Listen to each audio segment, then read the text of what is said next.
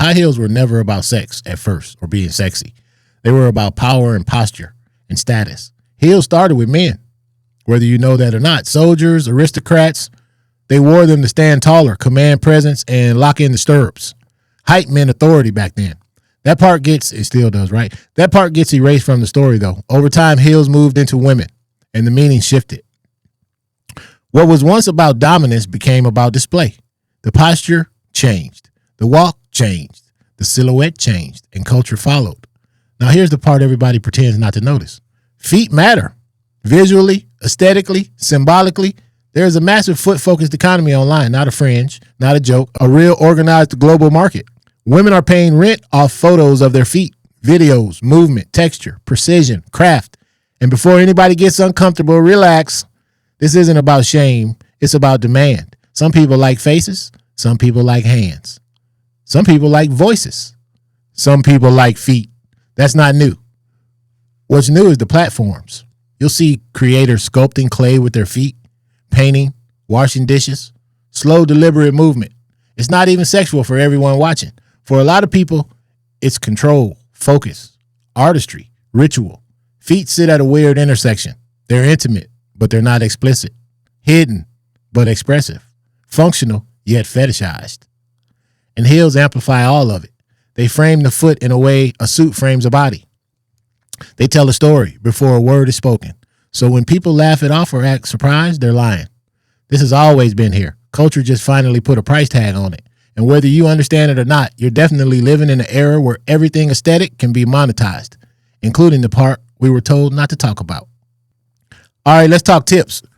You know, I usually tip 15 to 20%. It's a 15% minimum, depending on my vibe, the mood, my budget. If I'm sitting down at a table or if I'm at a bar just having dinner, it's usually 15% minimal, sometimes 20%. I learned something when I was working in New York a long time ago. I was bartending on the Upper East Side of Manhattan, and the stockbrokers that used to come in there, my regulars would always tell me, look, just double the tax.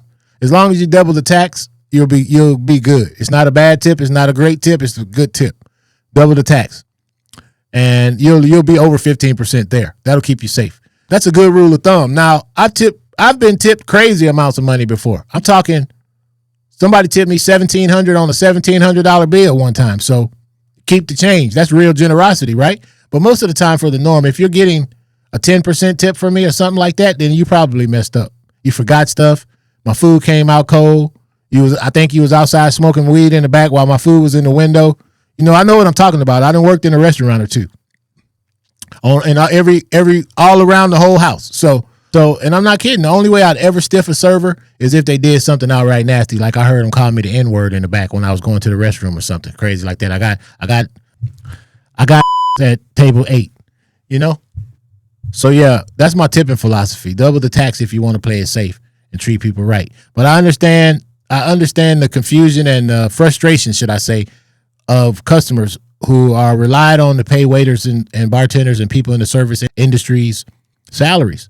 You know, I think at some point a restaurant is going to have to profit share at least 1% of their gross revenue and distribute it amongst the servers, because paying below minimum wage, I mean, you're basically a slave working off of tips. And there's some places that's strictly off of tips. Dancers don't get no hourly rate, you know? I think at the strip club, they used to pay me like $50 a shift to bartend, $75 a shift to DJ. And I think cooking in the kitchen was something like $15 an hour.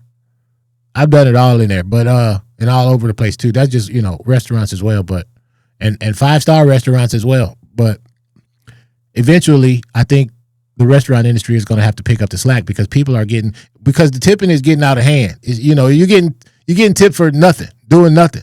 Just put us a tip in. Might not even talk to you.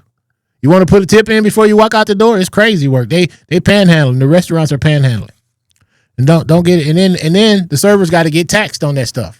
You know, especially if the tip is on a credit card. I try to tip in cash. Even if I pay with a credit card, I try to tip my waiter in cash. And they should appreciate that. If you do that, maybe you don't have to tip as much. You know what I'm saying? If you're paying in a credit card, you should still leave 15% though, y'all. That's all I got to say. That's it. Look, this conversation always turns into emotions, but it's really about leverage. Okay, let's talk Jalen Hurts, Lamar Jackson, C.J. Stroud, black quarterbacks. Jalen Hurts had locks. He had long hair all the way through college. When he got to the league, he cut it. After that, Super Bowl, magazine cover, corporate friendly image. That's not because hair makes you better or worse. It's because nothing about his appearance distracted from his excellence. And that's the part people do not want to talk about. Lamar Jackson, C.J. Stroud, elite, smart, well-spoken, marketable, but society still does what society does. You can ignore that or you can stop acting surprised by it. Jay-Z is always the example people bring up. But notice something. He had a low cut until he was already a billionaire. That's not rebellion. That's insulation. Most people try to start where Jay-Z finished and then act shocked when the world respects it differently. This isn't about telling anyone what to do, of course. It's about understanding the rules before you decide whether you want to break them. You can choose self-expression. Just do not demand institutional rewards on your own terms because institutions have never worked that way. And they are not about to start now.